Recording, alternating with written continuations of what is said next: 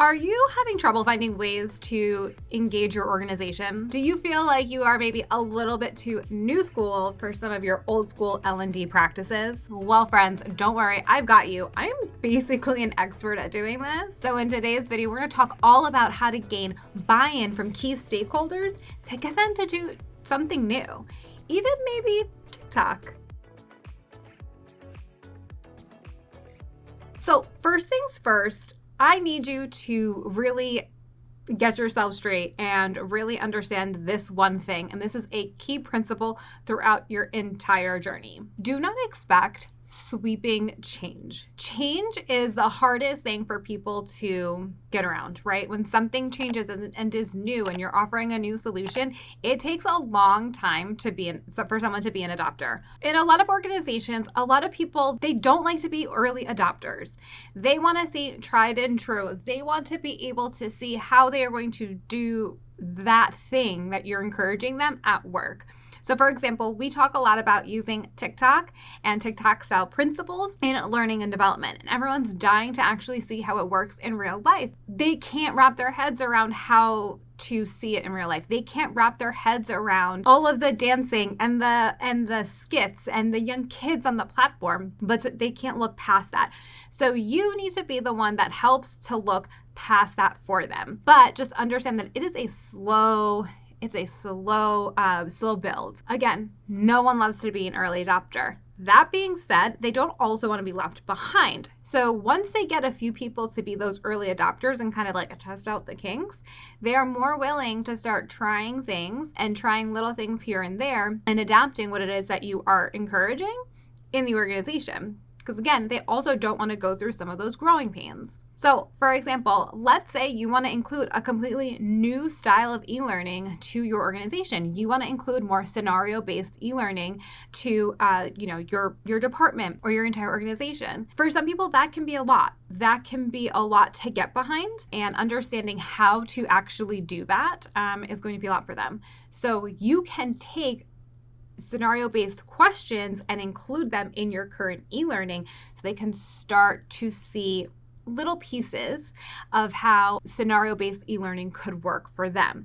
And it's really low stakes. You're really just doing it at the assessment or question level.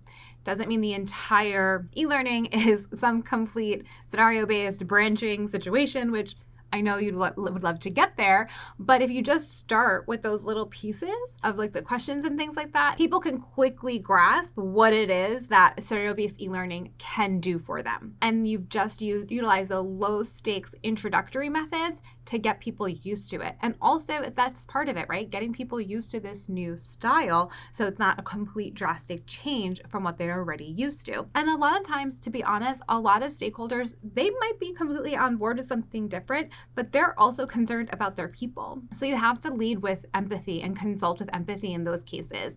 If you go and pull at a China shop and say, this is what we're doing, you're not going to be able to get people to buy in and start trying things new because you just really bulldoze them. But if you chip away at it and you start to really include these things little by little in ways that people don't even realize that they're being included in their everyday, it becomes so much easier and you'll actually see the change turn. The other thing that I want you to think about, and I'll leave you with this on that point, someone once told me, when a cruise ship starts to make a turn, you don't feel that turn right away. It's a very slow turn.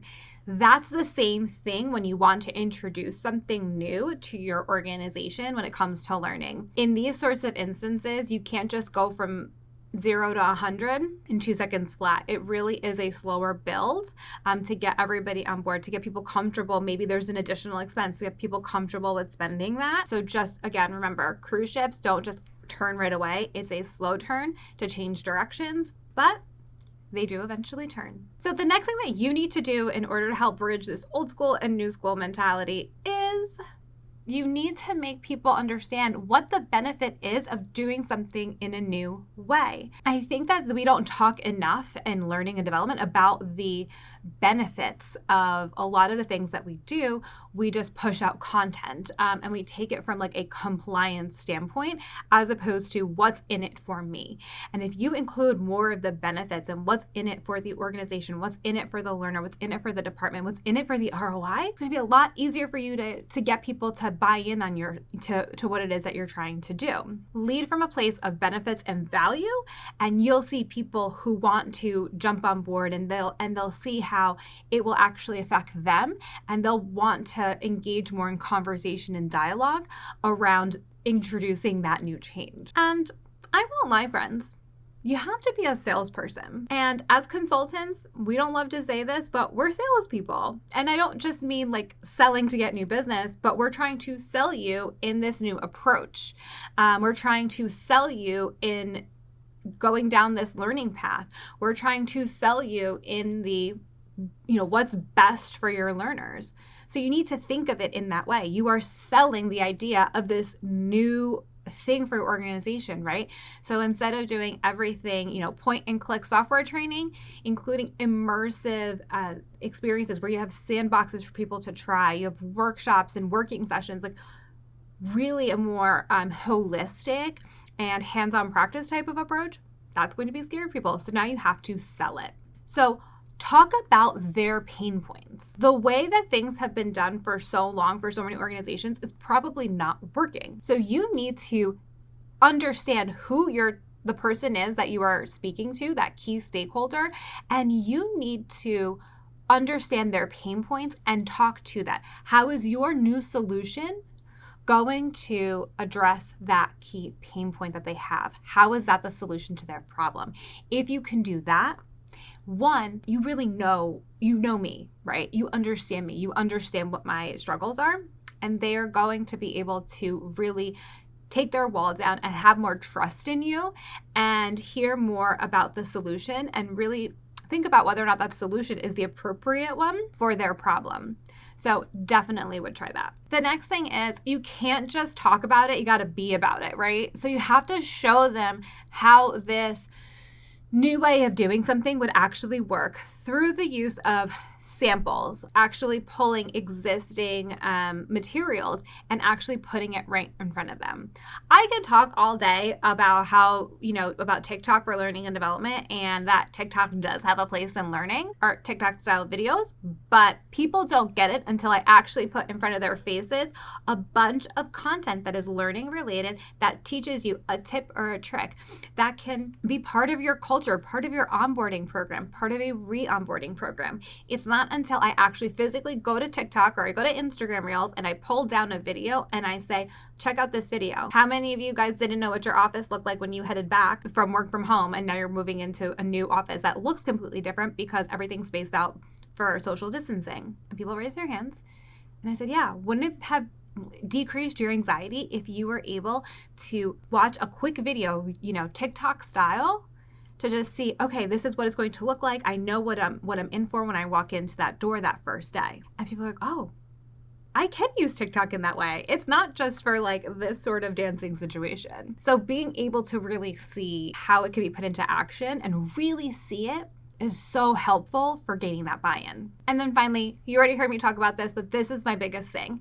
Chip away at change. Don't expect grand change. You have to really understand who your audience is, and you really have to understand how you can do little pieces of change in order to get to that end goal. So if your end goal is using TikTok style videos for learning and development, then you need to be doing little things here and there. And even if it's just a matter of taking those principles and applying it to your next e-learning project, or using it as part of marketing material for your next training program, whatever it is, doing those little things makes it become more normalized, and eventually you can get to where you are looking for to bring the organization into that new school and do away with some of the old school things that just don't work for a lot of organizations today. There's nothing wrong with those principles of the past. What I personally love about bridging old school and new school is I love learning from things from the past, the principles, the values, things that we've done in the past.